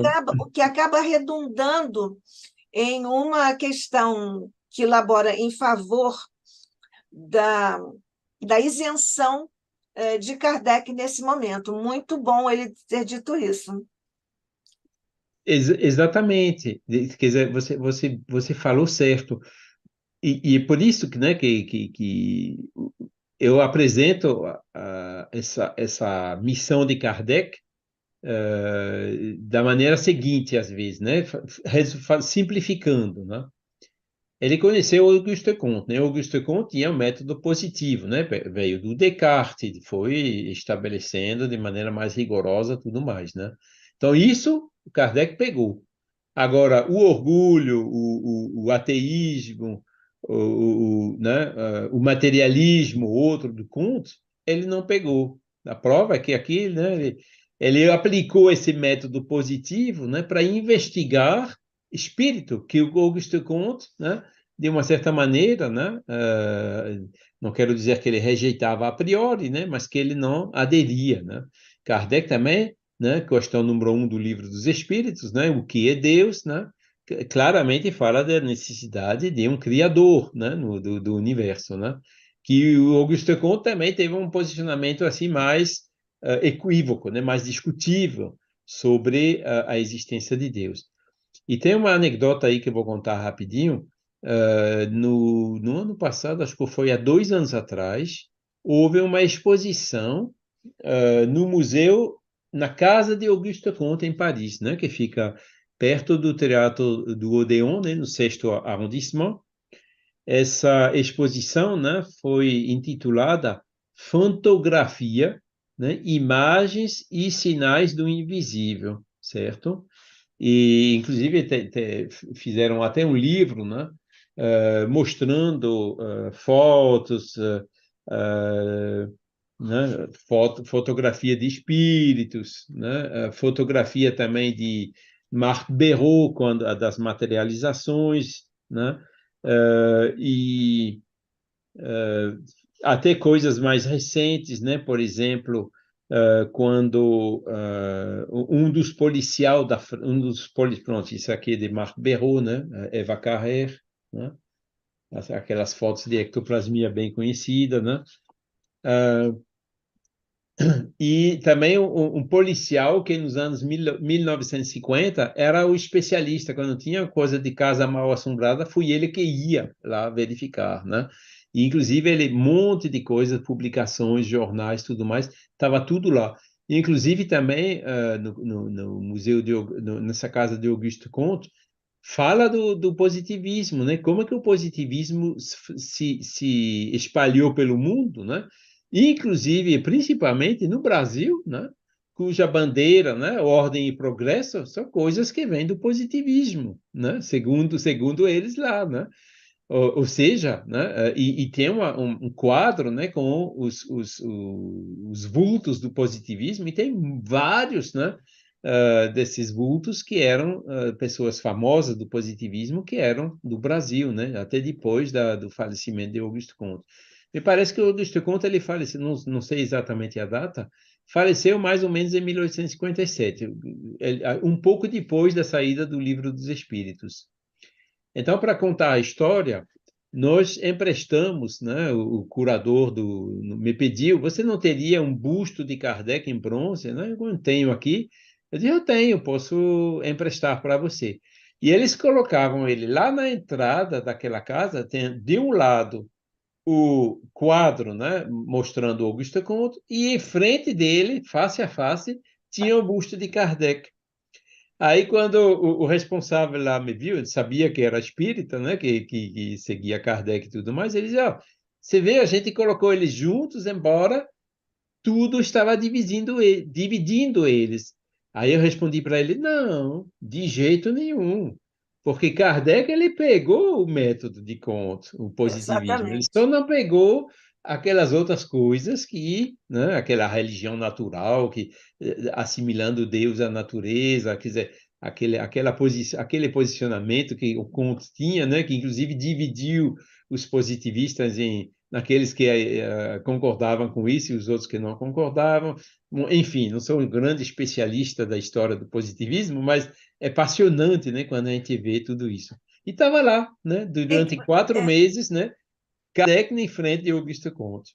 Inclusive, Charla, aqui no Rio de Janeiro, ali na Glória, existe uma rua chamada Benjamin Constant, que é um grande positivista brasileiro, e existe lá, aspas, a igreja que o positivismo concebia na sua terceira fase, proposta pelo Comte, né? A terceira fase da evolução da Sim. humanidade, que era ser positivista, e ele, em vez de ter santos, tinha os grandes vultos da humanidade. Isso deve ter Isso. estado aí nessa exposição. Como é que se chama? Fantasmagonia? A Uh, exposição? fantasmagoria. Não, fotografia. A fantografia, é isso? Fotografia, tá vendo? Tá. É Acho que é um interessante também. neologismo, né? Não sei se a É, palavra sim, existe. sim, sim.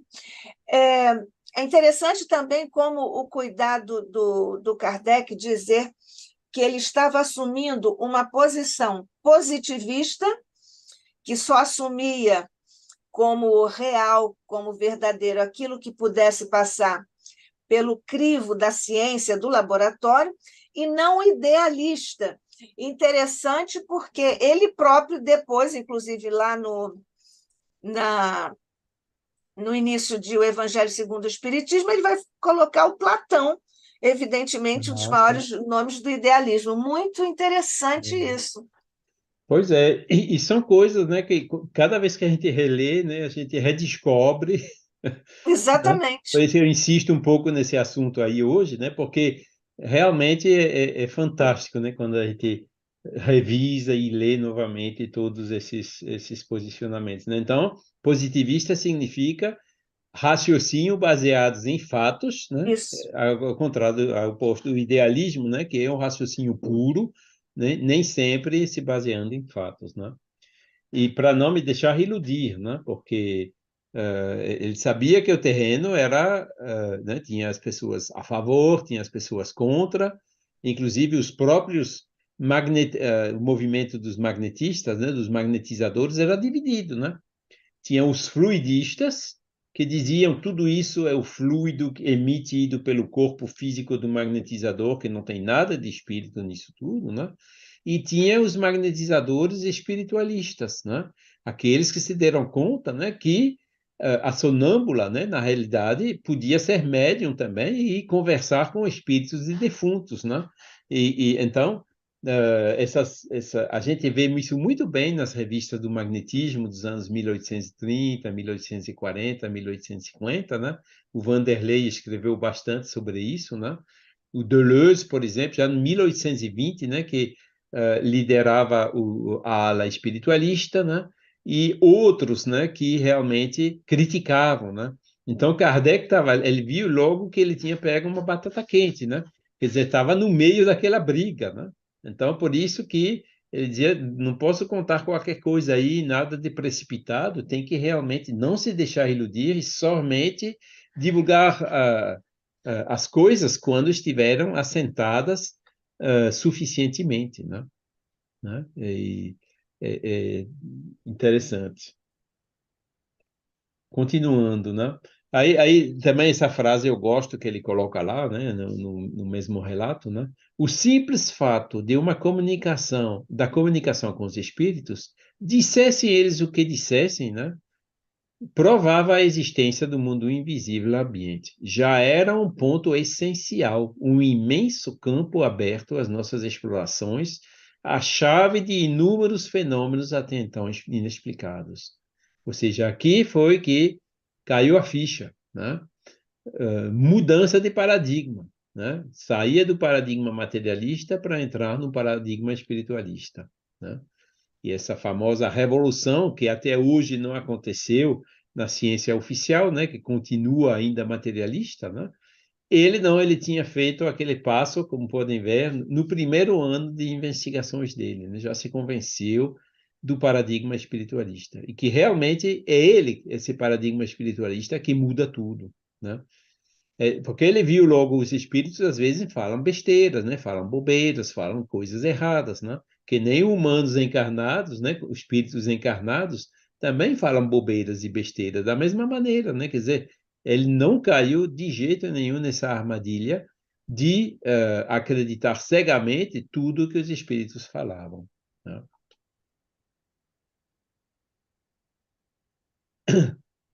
Então ele continua, né, falando, né, nas sessões da casa de seu Baudin, né, e que não tinha nenhum fim determinado no início, né? Aí ele foi lá e que começou a influenciar, né? Tentei lá obter a resolução dos problemas que me interessavam, tanto de ponto de vista da filosofia, da psicologia e da natureza do mundo invisível. Filosofia, né, que é claro, né, que é como a gente viu, psicologia, que naquela época significava estudo da alma, né, o sentido da palavra mudou muito, né? Hoje a psicologia na França não acredita nem na alma, né? É materialista também, né? Estuda o que eles chamam de fenômenos do cérebro e da consciência e tudo mais, né? Num paradigma materialista. Naquela época, não. A psicologia era estudo da alma, né? E que foi E, criada nesse século também, né? Como sim, uma preparação para isso é o entendimento dos pilares do espiritismo. isso, com Maine de Biran, né? Aquele Exato. O grande espiritualismo Mendelbiran. racional e, né? Exatamente. Levava para cada sessão uma série de questões preparadas e metodicamente dispostas. A gente viu, né, como que de coisa fútil, né, ele chegou lá e imprimiu alguma coisa totalmente diferente, né? Preparava as perguntas e tal, né? Eram sempre respondidas com precisão, profundeza e lógica, né? Chegando Kardec lá com a missão dele, né, que os espíritos sabiam, né? Ele fazendo a parte dele, né, de colocar as questões sérias e tudo mais, né? Claro que a espiritualidade correspondeu às expectativas, né? As pessoas que estavam lá em volta, que queriam brincadeiras, saber sobre tesouros, o futuro, sei lá o quê, talvez estavam um pouco achando maçante, né? Mas Kardec não quis saber, não. Ele foi realmente do jeito sério dele, né? A partir de então, as sessões assumiram um caráter muito diverso, né? Quer dizer, de frívolos, as reuniões da casa do seu Baudin com as duas meninas se tornaram sérias, né? foram aquelas mesmas questões que, sucessivamente desenvolvidas e completadas, constituíram a base do livro, O Livro dos Espíritos, né? Então, desde 1855, né, que já tinha pergunta, resposta, né, que foram 502 publicados na primeira edição e 1019 na segunda, né? Então, já tinha começado o trabalho sério, né? E com relação às irmãs Baudin, o slide que eu já mostrei, né, do Carlos, querendo saber quem foram, que idade tinham, qual era o verdadeiro nome delas, etc., né? Realmente agora o Carlos, né, apanhou, né? Não foi fácil, mas conseguiu saber tudo sobre aquelas meninas. Não tinham 14, 15 anos, como escrevia Canuto Abreu, né? Inclusive na, na, na obra dele, né? Que tradição histórica e lendária, né? Quer dizer, uma tradição lendária, né? Que nem tudo baseado em fatos, né? Ali realmente o Carlos conseguiu ver o que faz sentido e o que não faz. E tudo que ele descobriu, 100% coerente com esses textos que do Kardec, né, que Lemairy publicou nas obras póstumas. Não tem nenhuma contradição, nenhum erro de data, né?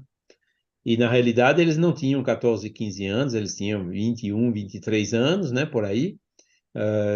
Todo o detalhe se encontra nesse artigo do Jornal de Estudos Espíritas, e realmente as duas meninas casaram no mesmo dia, né, agosto de 1857, ou seja, já depois da publicação do Livro dos Espíritos. Não foram para as ilhas longínquas, não, mas uma foi morar, eles foram morar no subúrbio de Paris, né, com os respectivos esposos, né? Então a gente vê, né, uma biografia, né, a tradição histórica e lendária, né? Todo mundo depois ficou repetindo como se fosse verdade, né? A lenda se tornou realidade, né? E aqui foi realmente um trabalho muito grande do Carlos para baseados, né, nas fontes primárias, né? Certidões de nascimento, de óbito, de casamento, tudo mais, né? Ter a história certa, né? É isso. 1856. Então, já, quer dizer, já virou o ano, 55 para 1856. Kardec nos diz, né, frequentei ao mesmo tempo as reuniões espíritas que se celebravam a Rue Tiquetonne, em casa do seu Roustan e senhorita Jaffé, sonâmbula, né? A gente viu a senhora Roger e o Fortier, né? Aqui era outro par, né? A sonâmbula era Jaffé e o magnetizador era Roustan, né? Que ele frequentava também, né? Eram sérias essas reuniões e se realizavam com ordem, né? As comunicações eram transmitidas por intermédio da senhora Jafé, médium, com o auxílio da cesta de bico, né? A cesta com o bico, né? Com a hastezinha e um lápis colocado na extremidade da haste, né? A médium colocando as mãos por cima da cesta, né? A cesta se mexia e escrevia, né? Inclusive assim, em espiral, né? O movimento da rotação da cesta, né? Mas foi suficiente, né, para que Kardec pudesse ter as respostas que, aos poucos, ia compilando, classificando, né, fazendo triagem para compor o Livro dos Espíritos. E essa senhora Jafé, mesma coisa, quem era? Né? Mesma coisa, a gente sabe tudo, né? Encontramos propaganda que ela, quer dizer, encontramos o Carlos, né? Encontrou propaganda que ela fez, né? Sobre o sonambulismo dela, né? Encontrou o verdadeiro nome dela, né, que fica aqui, né? Isso é o inventário, o testamento que ela escreveu, né? Onde claramente escreve Céline Becquet, que é o verdadeiro nome, né? Né? Chamada Jafé. Ou seja, Jafé era Celina e Jafé era o nome comercial dela, né? Mas o verdadeiro nome era Becquet, né?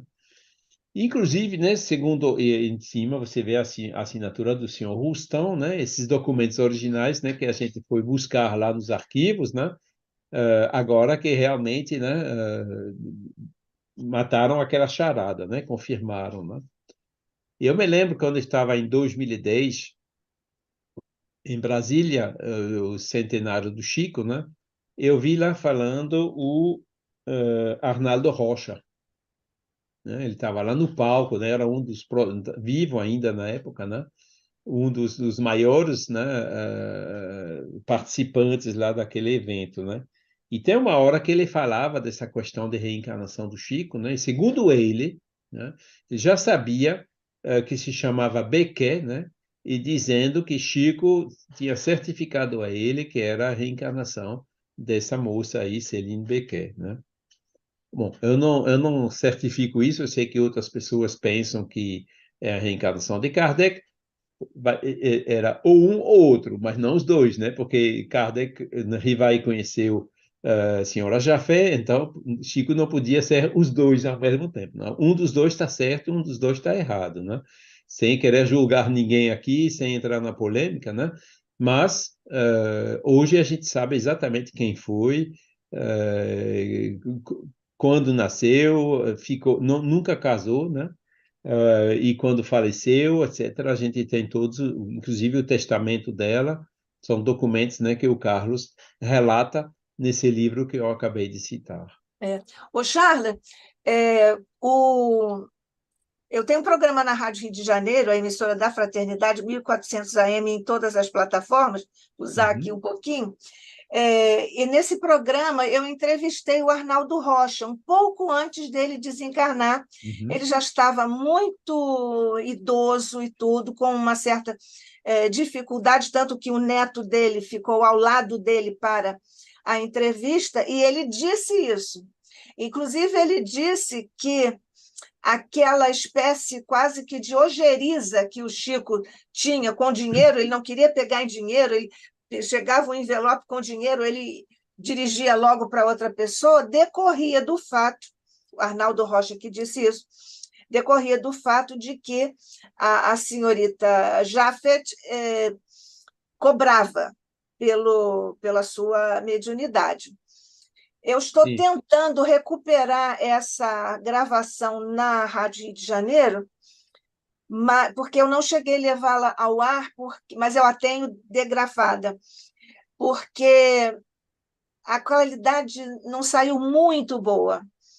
Mas, Hoje eu me arrependo disso, me penitencio, porque apesar da qualidade técnica não ser a ideal, o conteúdo era mais importante. pois é. Pois é. E Mas hoje eu até tem jeitos, né, meios técnicos de melhorar um pouco a qualidade, né? Pois é, mas nós estamos lidando também com uma dificuldade, porque em uma fase em que a rádio tinha muitos problemas financeiros, ela começou a gravar os programas em cima de material gravado anteriormente. É por isso que nós Ah, estamos tendo dificuldade de localizar essa gravação.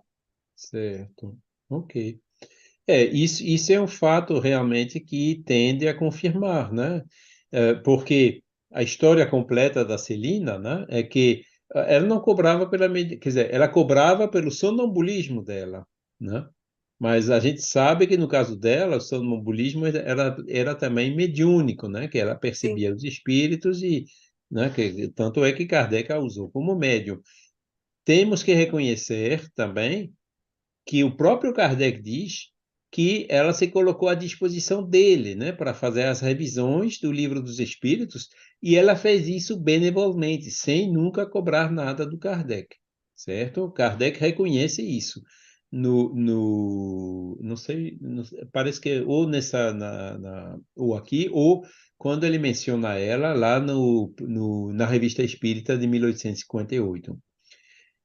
Já mais tarde, né, quando Kardec já tinha falecido, o Aksakov veio para a França, o russo, né, querendo saber, mas como é que foi? De onde que Kardec tirou tudo isso? Será que isso é sério? Será que isso merece algum respaldo científico, etc., né? Ele foi entrevistar a senhora Jafé, né, que já era mais velha um pouco, né? E ela, né, isso publicada lá na revista em inglês, né, que uma revista spiritualist em inglês, né, que publicava naqueles anos 1872, 73 por aí, ela dizia que ela ficou chateada por Kardec, porque Kardec imprimiu o Livro dos Espíritos, né, e ficou com o lucro do Livro dos Espíritos para ele e não cedeu nada para ela. Entendeu? Ou seja, ela tinha, né, provavelmente já na época, depois da publicação do Livro dos Espíritos, né, pressionado Kardec para também algum ganho financeiro, né? Então, ela cobrava pelo sonambulismo, mas ela também teve vamos dizer assim, um desentendimento direto com Kardec a respeito disso, né? Então, se Chico realmente fosse Jafé, ele aprendeu a lição, né? Ele deve ter se arrependido no mundo espiritual e na vida como Chico, dizer, ó, nunca mais, entendeu? Tinha compreendido a lição, né? Não repetiu, né? Então, tudo Certamente, isso, por certamente. isso que eu digo, é provável, né? Que o que Arnaldo Rocha diz, né? Que ele teve de fonte direta do longo contato que ele teve com Chico, pode ser, né? Isso faz sentido, né? Pronto, então, e tudo isso agora está saindo, né? O Vanderlei, lá dos autores espíritas clássicos, né? Publicou, ele todo mês, assim, publica um post, tem um blog, um website enorme, né? Com um monte de informações, inclusive essas revistas do magnetismo, né? Que a gente conseguiu para ele aqui na Biblioteca Nacional de França, as análises. Outro assunto que eu vou falar daqui a pouco, né, sobre o livro dos Espíritos, ou na próxima vez, dependendo de quando a gente vai terminar, né? Tudo isso, ele realmente teve um trabalho imenso, né, que são milhares de páginas, e ele, inclusive, não sei como que ele conseguiu ler, né?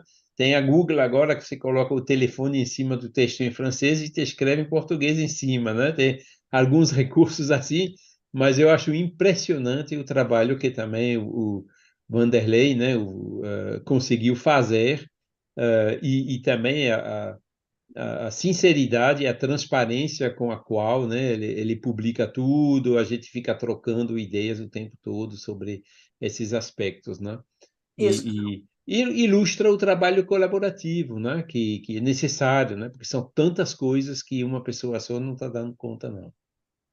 Isso, Charla, é, só uma questãozinha antes de nós fecharmos este encontro, mas nós vamos continuar com esses estudos dos achados e das reflexões sobre a vida, a história de Rivail Kardec, barra Espiritismo, barra pós-Espiritismo, etc.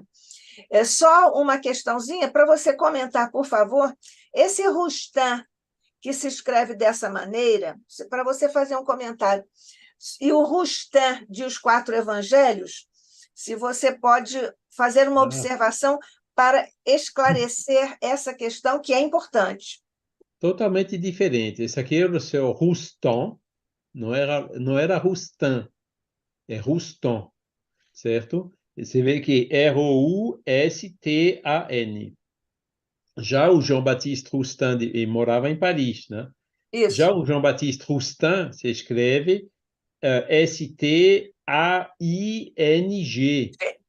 é Roustan em vez de Roustan.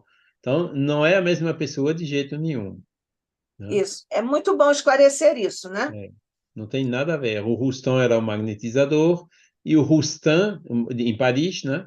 E o Roustan era um advogado em Bordeaux. São Isso. duas pessoas diferentes. Muito bem. Então, nós vamos, está prometido aqui, nós vamos dar sequência a essa série de estudos sobre esses temas fascinantes que são, do nosso entendimento, intermináveis, segundo o apetite evangélico desses nossos companheiros, e você é um deles, um grande companheiro nessa linha, de pesquisar e trazer para todos nós essas informações preciosas que nos dão segurança para divulgarmos em palestras, em textos, essas questões relacionadas, claro, a Rivail, a Kardec, ao Espiritismo e ao pós-Espiritismo. Então, nós vamos marcar, agendar isso, ô Charla, para nós À darmos. vontade. Está Com muita... combinado. Isso, com muita satisfação. Hoje só peço desculpas, né, pelo atraso de 2 horas, né, que Não, não Fui foi para atraso, Lyon e Charles. voltei, né? Mas, bom, estamos aqui de maneira... Depois, quando está gravado, está lá no YouTube, né? Pouco importa a hora, né? Tem gente ao vivo, mas É. depois tem muitas pessoas que acompanham, né, cara? Isso é o bom Sim, das muitas, gravações de muitas, hoje, né? muitas. Nós acompanhamos aqui as visualizações que são em número crescentíssimo Graças a Deus. das suas apresentações. Devo aqui fazer um reparo que não é um atraso, porque você, 2 dias antes, nos avisou a esse respeito. Carlos, nosso técnico aqui, audiovisual, editor audiovisual, ele refez, eu te A enviei, programação, né? Uhum. refez todo o material de divulgação e nós também avisamos aqui no grupo ICEB e tudo mais. Não foi um atraso, foi apenas uma alteração em função Isso, de uma necessidade justa da sua parte. Então, queremos isso. dizer isso, que É, você não se atrasou. eu sabia que eu tinha assim alguma coisa que podia cair de um momento para o outro e caiu agora, né? Mas Aham, graças a Deus deu para ajustar, já deu certo, atrasando de 2 horas, deu já certo. deu certo, já Graças deu a Deus. certo. É. Ô, Charles, eu tenho aqui, deixe-me ver, aqui as questões que estão dos nossos irmãos pelo YouTube. Deixa eu ver aqui o primeiro.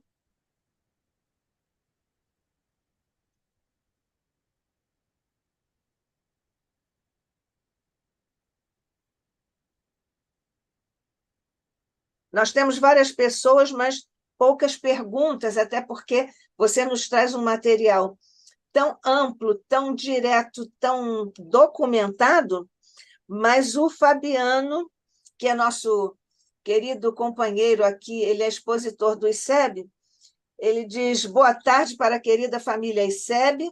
Na dúvida sobre a questão da Gênese, na dúvida, estudemos a quarta e a quinta edições. Mal não fará para ninguém. Outro Isso, exemplo: existe um dicionário espírita em que só aparece na primeira edição de O Livro dos Médiuns. isso, correto. Uhum. Esse É, dicionário espírita, hein? sim, os termos espíritas, né? Apareceu nas instruções práticas e depois apareceu no Livro dos Médiuns, né? Vocabulário espírita. Sim, existe uma pequena publicação também com, digamos, o glossário espírita. É possível que tenha sido extraído dali, possível. Exatamente, exatamente. Então, é isto. Quer dizer Graças a mais Deus. alguma É. coisa, E meu amigo? eu concordo com, não me lembro do nome da pessoa que fez Fabiano, isso. Fabiano. Fabiano, sim, é muito bem colocado, né?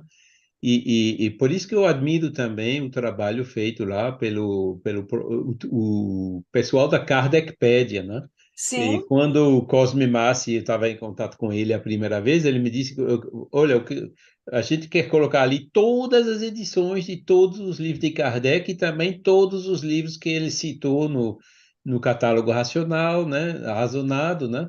E aí eu disse, mas puxa, isso é uma trabalheira imensa, né? E hoje é uma realidade, graças a Deus, né? Acho que faltam 3 ou 4, né, que não foram encontrados ainda, inclusive esses dois do Céu e Inferno, que nunca ninguém encontrou no mundo inteiro, né? E foi um trabalho realmente extraordinário. E permite, como disse o Fabiano, né, a gente ver como que evolui, como que veio aperfeiçoando, revisando, ajustando com o tempo, né? E eu não, eu digo, por exemplo, aqui essas últimas revisões do Céu e Inferno e da Gênese são livros excelentes. Quer dizer, eu comecei lendo eles, né? Foi esses que eu estudei até pouco tempo atrás, né? Eu só fui para as versões anteriores recentemente, mas todos os dois são excelentes, né? Algumas pessoas, né, veem diferentes fundamentais. Mas já eu vejo, vamos dizer assim, são diferenças claras, mas não são tão fundamentais assim, né? Por exemplo, aquele capítulo da natureza do corpo de Jesus, por exemplo, né, que Kardec colocou lá na Gênese, né? É verdade que tem um parágrafo que foi deletado, né? Mas mesmo sem esse parágrafo, já está extremamente claro, entendeu?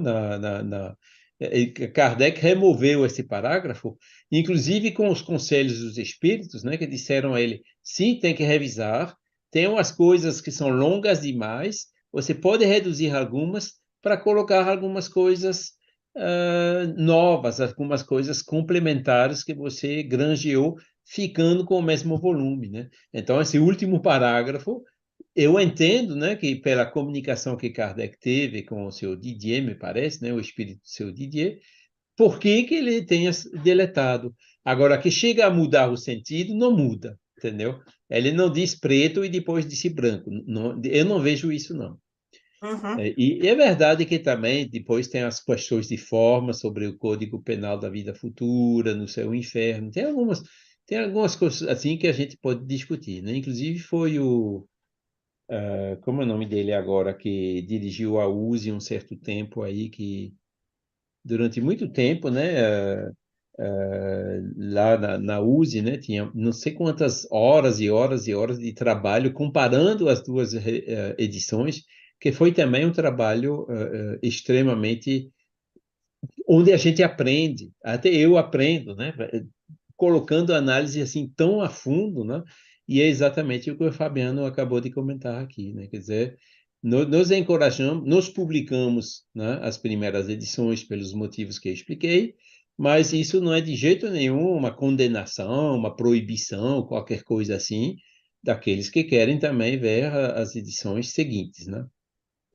E realmente, se foi o Kardec que fez, né, comparando a quarta com a quinta, a gente vê o que foi que Kardec mudou, né, e que nos podem também ajudar a entender o porquê que ele tinha feito aquelas mudanças. Perfeito. Mais alguma coisa? Então, eu acho que era isso, né, para hoje.